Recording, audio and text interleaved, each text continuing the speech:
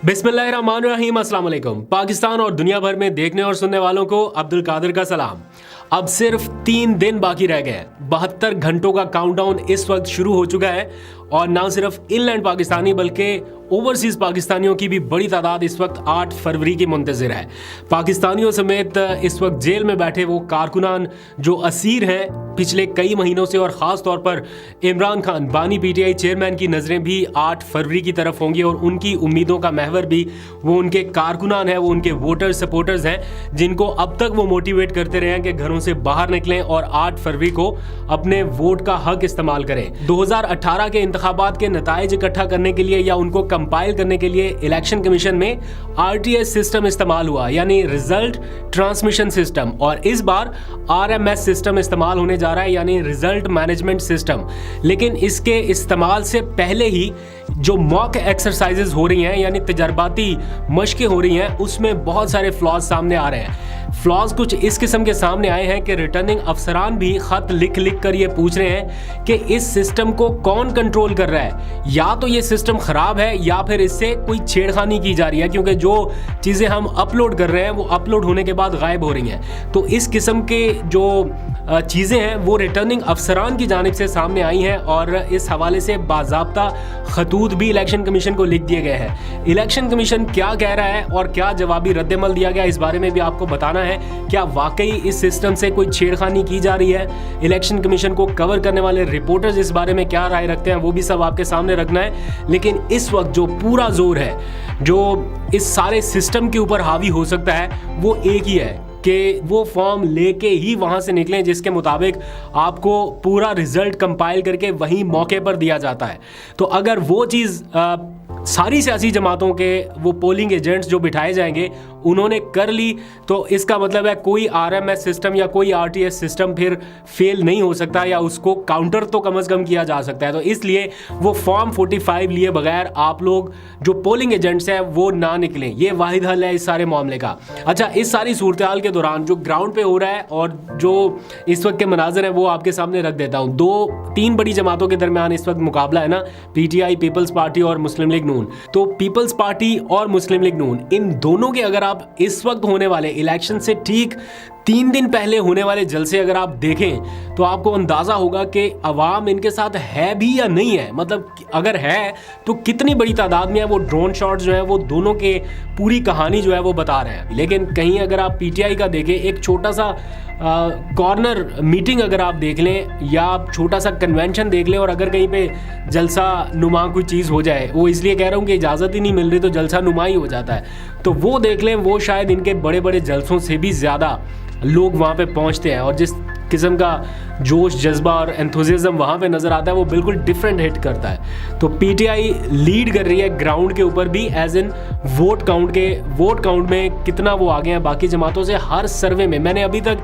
Social media पे कोई ऐसा सर्वे नहीं देखा जिसमें पीटीआई कहीं पे पीछे रह गई हो और बाकी जमातें आगे निकल गई हों कि जनाब ये जमातें मकबूलियत में आ गए। आप रैंडमली भी कर लें, मैं खुद चूँकि ग्राउंड पे जाके कर चुका हूँ तो इसलिए मैं बेहतर आपको बता सकता हूँ कि पीटीआई कितना आ गया। सिर्फ मसला एक है कि वो जो निशान उनसे बल्ला छीन लिया गया ना, अगर ये ना छीना जाता तो इस वक्त शायद हालात में ज़मीन आसमान का फ़र्क होता।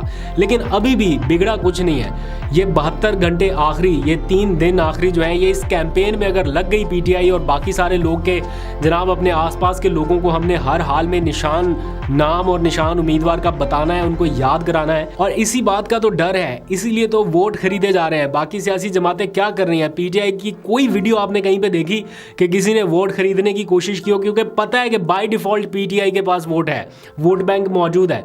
लेकिन बाकी जमातें क्या कर रही हैं, एक ही हलके में पीपल्स पार्टी और नून लीग जहां पे मुकाबला है, वहां पे लोगों के वोट, लोगों के ज़मीर दिन दिहाड़े खरीदे जा रहे हैं। कुरान पाक का इस्तेमाल किया जा रहा है, लोगों से हल्फ लिया जा रहा है बेईमानी के लिए, और उनको सूरह यासीन के ऊपर, कुरान पाक के ऊपर हाथ रखवा के कहा जा रहा है कि बेचो अपने ज़मीर को यहाँ पे, और ये पकड़ो 5000 का नोट और यहाँ से चलते बनो। यानी 5-5 हज़ार रुपये के पीछे अपना वोट लोग बेच रहे हैं। किसी ने कैलकुलेशन करके बताई हुई थी कि अगर आप 5000 रुपये के पीछे अपना वोट बेचते हैं तो पर डे यानी अगले 5 साल तक अगर वो बंदा मुंतखब हो गया तो पर डे जो कीमत है यानी सिर्फ 1 साल के लिए वो 13 रुपये है, यानी 13 रुपये पर डे सिर्फ 1 साल में आप बिके। और अगर इसको 5 साल में कंक्लूड कर दें, 5 साल दौर होता है, तो वो समझ ले कि 3 रुपये पर डे पे आपका वोट बिक गया, सिर्फ 3 रुपये में। तो गजब खुदा का, 3 रुपये में अपना वोट बेचने की बजाय इज्जत से कोई काम कर ले, वो कमा लें। ये 5,000 के पीछे अपना दीन ईमान मत बेचे, वो भी कुरान पाक के ऊपर हाथ रख के। और जो दूसरी पार्टी है पीटीआई, वो क्या कर रही है, वो इससे भी इंटरेस्टिंग है, वो भी आप जान लें।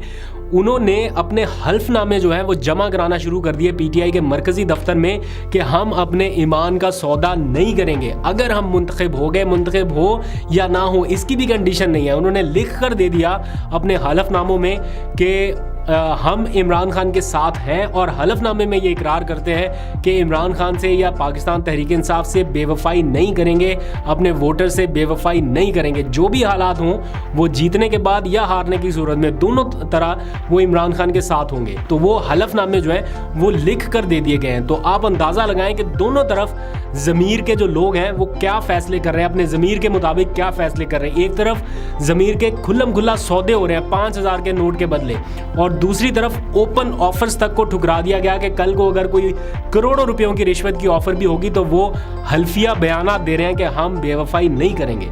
ये दोनों जमातों में, बल्कि सारी जमातों में वर्सेस वन पार्टी, ये फर्क नजर आ रहा है। तो ये इस वक्त हो रहा है। अब जो ग्राउंड के ऊपर हो रहा है वो आपके सामने रख देते हैं कि इस वक्त पीटीआई पूरा जोर लगा रही है, उनकी जो कैंपेन है वो ग्राउंड के ऊपर तो उस तरह से होने नहीं दी जा रही। तो सारा जोर जो है वो लग रहा है सोशल मीडिया के ऊपर। अगर आप यूट्यूब की वीडियोज ओपन करके देखें तो कहीं ना कहीं आपको एडवर्टाइजमेंट नजर आएगी बड़े पैमाने पर, क्योंकि टीवी चैनल्स के ऊपर तो पीटीआई इश्तिहार नहीं चला सकती। तो पाकिस्तान तहरीक इंसाफ सोशल मीडिया पर बहुत सारी इनोवेशंस के साथ काम कर रही है, खासतौर पर ग्राउंड के ऊपर उनके साथ जो ट्रीटमेंट बरता गया, उसके बाद वाहिद सहारा ये सोशल मीडिया का रह जाता था। तो उसको फाइनेंशियल टाइम्स जैसा अखबार भी कवर कर रहा है कि किस तरह पाकिस्तान तहरीक इंसाफ के सोशल मीडिया ने अपनी एक स्पेस बनाई जनरल इलेक्शन की कैंपेन के तौर पे, और उन्होंने वो सारा जो गैप था उसको फिल कर दिया। अब वो हर मुमकिन जोर लगा रहे हैं कि वोटर्स को कायल कर सकें कि कैसे आप वोट डाल सकते हैं। उसके लिए उन्होंने बहुत सारे तरीके मुतारिफ करा दिए। एप्लीकेशन आ गई,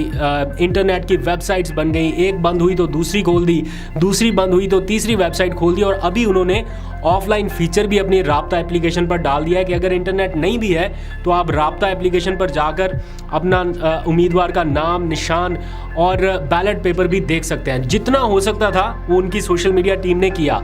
अब आप सिर्फ एक काम आपको करना है, 8300 पे आपको मैसेज करना है और सिर्फ अपना वो जो वोट आपका कहाँ पर है ये मालूम करना है। और उसके बाद के भी जो प्रोसेस हैं वो भी उन्होंने आपको वीडियोस बना के बता दिए कि आप इस तरह से वोट देख सकते हैं, इस तरह से आप अपना ख़ानदान नंबर देख सकते हैं, ताकि आपको लंबी लाइनों से बचना पड़ जाए। तो अगर आप ये सोच बैठे हैं कि आपने वोट डालना है तो फिर कोई बहाना ना बनाइएगा कि ये रीज़न थी, सर्दी बहुत थी या घर में कोई काम था। ये आपके अगले 5 साल नहीं, शायद पता नहीं 10 साल 15 साल तक की किस्मत का फैसला करने जा रहा है ये दिन। तो ये चीज़ जेहन में लाए बगैर के पता नहीं हमारा वोट जहाँ पर डालेंगे वहाँ से निकलेगा भी या नहीं निकलेगा, आप घरों से बाहर निकलें, कम से कम उस दिन के लिए निकलें। सोचने से लेके वोट डालने तक, इसको प्रैक्टिकल करने तक आपको मैक्सिमम भी टाइम लग गया तो 1 से 1.5 घंटा लग जाएगा। और ये 1 से 1.5 घंटा आप पाकिस्तान के लिए कम से कम निकाल सकते हैं। इसमें कोई रॉकेट साइंस नहीं है, किसी एक जमात के लिए नहीं कह रहा हूँ, सिर्फ पाकिस्तान के लिए कह रहा हूँ कि पाकिस्तान के लिए आप निकाल सकते हैं, आपको निकालना चाहिए। वोट कैसे डालना है, आप किसी भी पॉलिटिकल पार्टी के ऑफिशियल जो उनके हैंडल्स हैं वहाँ पर जाएं, आपको मिल जाएंगे। दूसरी जमातों के नहीं मिलेंगे तो पीटीआई के तो कम से कम आपको मिल ही जाएंगे। वो तो पूरा तरीका समझा रहे हैं आपको कि लाइनों में भी ना लगना पड़े और कैसे आप वोट जल्दी से जल्दी डाल सकते हैं। फिर भी अगर आपको समझ नहीं आती, वोट डालने में कोई मसला मसाइल है, तो पीटीआई ने आपके लिए एक हेल्पलाइन नंबर भी जारी कर दिया है। मैं यहाँ पे दिखा भी देता हूँ। आप इस हेल्पलाइन पर कॉल करके भी अगर कोई मसाइल हैं आपको वोट डालने से मुताल्लिक या कोई कन्फ्यूजन है, नहीं समझ आ रही, तो आप पूछ सकते हैं। ये हेल्पलाइन नंबर आप लोगों के लिए है। बाकी जमातों के तो टीवी चैनल्स के ऊपर इश्तिहारात चल रहे हैं। अभी किसी ने बताया कि कराची में होने वाली बारिश और उसकी तबाही के अभी मनाजर चल ही रहे थे और उसके फ़ौरन बाद पीपल्स पार्टी का इश्तिहार आ गया कि चुनो नई सोच को। तो नई सोच को चुन चुन के कराची का जो हाल हुआ है और ये इलेक्शन से 3 दिन पहले होने वाली जो बारिश है, ये क्या मैसेज दे रही है वोटर्स को और उसकी वजह से कितना पैनिक है, वो भी आपके सामने है। अब आ जाए ज़रा इमरान खान साहब के केसेस के हवाले से। अब हैट्रिक तो हो गई सज़ाओं के हवाले से, तो जितनी भी उन्हें सज़ाएं अब तक सुनाई गई हैं उनकी एक एक करके अपीलों की तैयारी का काम जारी है। मैं बल्कि यहाँ पे एक करेक्शन करना चाहता हूँ, 2-3 दिन के पहले के व्लॉग में मैंने गलती से बोल दिया था कि उनकी अपीलों पर इसहाक खान खाकवानी काम कर रहे हैं। वो इसहाक खान खाकवानी नहीं है, वो मेरे माइंड में 2 इमेजेस अक्सर मिक्स हो जाते हैं। तो वो हामिद खान है जो पीटीआई के सीनियर लॉयर हैं, वो काम कर रहे हैं उनके ऊपर, और डिफरेंट जो उनकी अपीलें हैं वो तैयारी के स्टेज में है। जैसी तैयार होंगी मेरा ख्याल है अगले हफ्ते तक ये अपीलें फाइल हो जाएंगी। और बैक टू बैक जैसे सजाएं दी गई हैं इमरान खान साहब को, आप देखिएगा बैक टू बैक उनको रिलीफ मिलेगा। पहली स्टेज से ना सही तो दूसरी स्टेज से उनको ज़रूर रिलीफ मिलेगा। फाइनल स्टेज तक जाते जाते इमरान खान के बहुत सारे केसेस रद्दी की टोकरी में जा चुके होंगे। आप देखिएगा, इंशाल्लाह विटनेस कीजिएगा, ये सब होगा। और इसमें वक्त ज़रूर लग सकता है लेकिन एट द एंड इंसाफ ज़रूर मिलना है। और जो बाकी अभी पेंडिंग केसेस हैं जैसे 9 मई के वाक़यात हैं, उनमें हो सकता है कि अभी जिस तरह से वादा माफ गवाह बन रहे हैं लोग, उनके अपने ही करीबी लोग, वो कोई ऐसी गवाही दें जिसके नतीजे में मुश्किलात उनके लिए पैदा हों। लेकिन उनको भी बाद में चैलेंज किया जाएगा कि जो बंदा था ही गिरफ्तार, जो मौके पर मौजूद ही नहीं था, वो इन वाक़यात में बराह रास्त मुलव्वस होने का जिम्मेदार कैसे हो सकता है।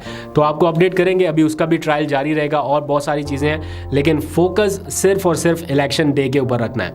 अभी तक के लिए इतना ही, अपना बहुत सा ख्याल रखिए। अल्लाह हाफिज़।